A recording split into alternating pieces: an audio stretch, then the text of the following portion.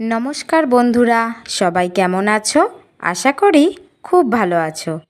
চলো আজকে ঘুরে আসি পাকুড়িয়ায় সালাসার ধাম থেকে। সলপ মোড়ের একদম কাছেই অবস্থিত এই মন্দিরটা।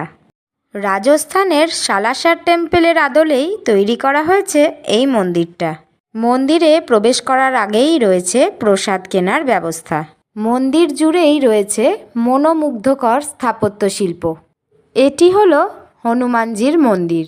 মন্দিরের চারিপাশে হনুমানজির বিভিন্ন রূপের স্থাপত্য তৈরি করা হয়েছে। গর্ভগৃহে রয়েছেন হনুমানজি, সাথে রাম, লক্ষ্মণ, সীতা দেবী।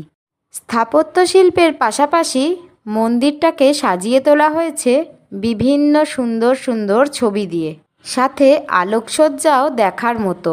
প্রবেশপথ দিয়ে এগিয়ে গিয়ে কয়েকটা সিঁড়ি অতিক্রম করে পৌঁছতে হয় মূল মন্দিরে।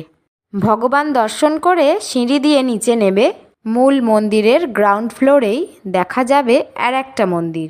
এটিও বজরংবলীরই মন্দির, তবে হনুমানজি এখানে রয়েছেন শিশুরূপে। পরিবারকে নিয়ে আমার মন্দির চত্বরটা ঘুরতে ভীষণ ভালো লেগেছে। জয় বজরংবলী।